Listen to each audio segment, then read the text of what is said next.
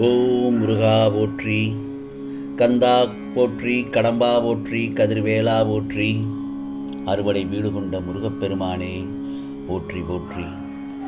என் செல்லமே, என் செல்ல குழந்தையே, இந்த நல்லதொரு விடியலில் திருச்செந்தூர் முருகன் உன்னிடம் பேச ஏங்கி காத்து கொண்டிருக்கின்றேன். நான் சொல்வதை ஒரு 6 நிமிடம் மட்டும் கேள். ஆம் செல்லமே, எல்லோருக்கும் எல்லா விஷயங்களிலும் உன்னுடைய வாழ்க்கையில் தடைகள் தடங்கல்கள் என்று ஏதோ வரத்தான் செய்யும். அதை தாண்டி வருவதுதான் உன் மன தைரியம். எடுத்தவுடன் முருகா என்னால் முடியாது என்று நீ நினைத்து அனைத்து விஷயங்களும் செய்து முடிக்கப் போகிறாய் பார்.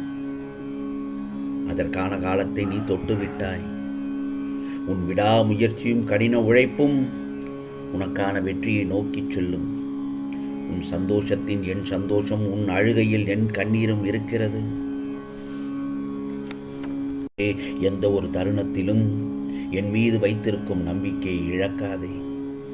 எல்லாம் நல்லதாகவே அமையும். கவலைப்படாதே. தொடர்ந்து தோல்விகள், இழப்புகள், நிம்மதியின்மை, எதையும் சாதிக்க முடியவில்லை. ஏன்? எதற்காக? இந்த நரக வாழ்க்கை என்ற எண்ணங்களில் இருந்து முதலில் வெளியே வா. இந்த முருகப்பெருமான் சொல்வதை கொஞ்சம் காது கொடுத்து கேளு. வாழ்க்கை என்றால் ஏற்றம் இரக்கம்தான். அதை எல்லாவற்றையும் லாபகமாக நகர்த்தி செல்வதுதானே சிறப்பு. இந்த பிரபஞ்சத்தில் வாழும் எல்லோருடைய வாழ்க்கையிலும் எல்லா சூழலும் ஒன்று போல அமையாது. அன்பு, ஆசை, காதல், தேடல், வளர்ச்சி எதுவும் அளவுக்கு மீறி போகும்போதுதான் சிக்கல் உருவாகுகிறது. ஆகவே மற்றவர்களின் துயரங்களை கேட்கும்போது அதை ஆழ் மனதிற்கு கொண்டு சென்று, முருகா என்னுடைய வாழ்க்கையிலும் இப்படி நடக்குமா என்று நீயே கற்பனையாக யோசிக்காதே. அது தேவையில்லாத ஒன்று.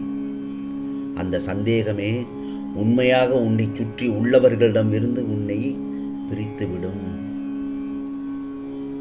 இதை எப்படி சொல்வது என்று எண்ணம் எல்லாம் வேண்டாம். நான் ஒன்று சொல்லட்டுமா? மனதில் இருக்கும் குப்பைகளை உனது நம்பிக்கைக்கு உரியவரிடம் கூறு. மனதை ஒருநிலைப்படுத்து. எதிர்மறை எண்ணம் எல்லாம் போய்விட வேண்டும் என்று முருகா முருகா என்று என்னிடத்தில் தியானம் செய். எதையும் புரிந்து ஏற்றுக்கொண்டால் அழுகையும் வராது. மாறாக நேர்மறை எண்ணங்கள் உன்னை சூழ்ந்து அந்த சமயத்தில் உன்னை பாதுகாக்கும். ஆகவே எதையும் திறம்பட செயல்பட கற்றுக்கொள்.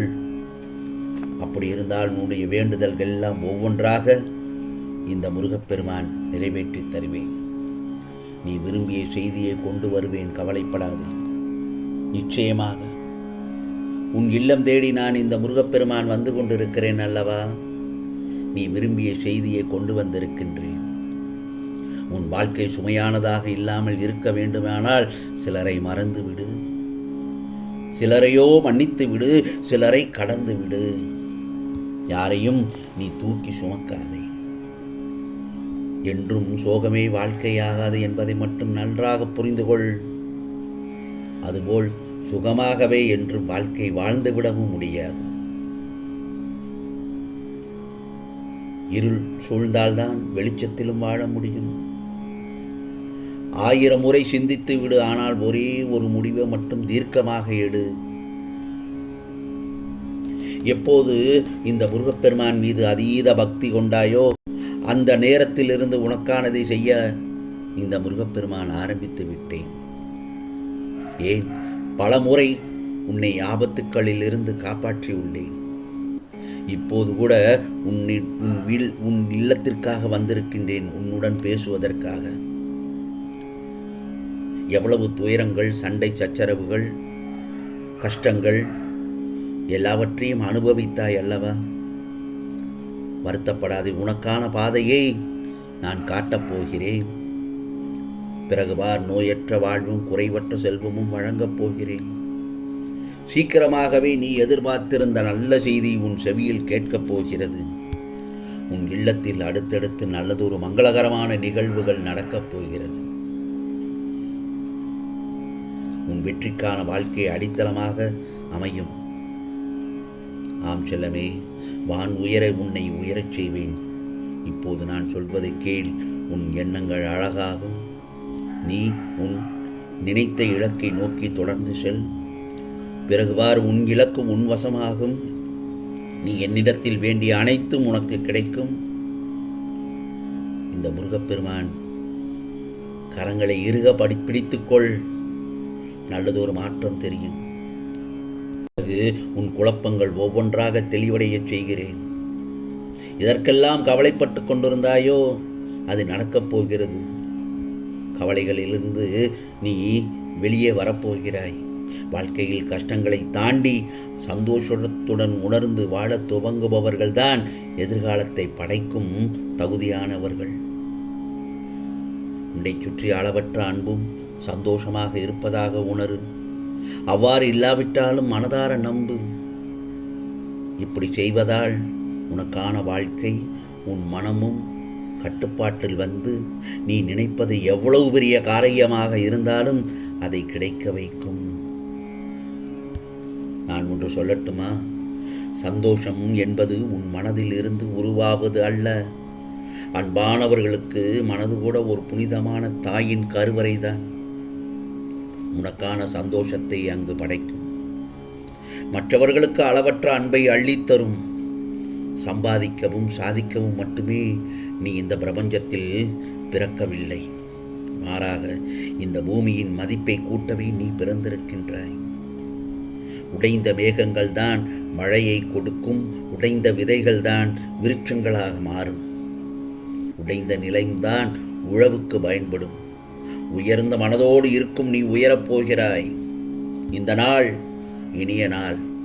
பல திருப்பத்தை தந்து ஆச்சரியத்தில் அதிர்ச்சி ஊட்டப் போகிறது.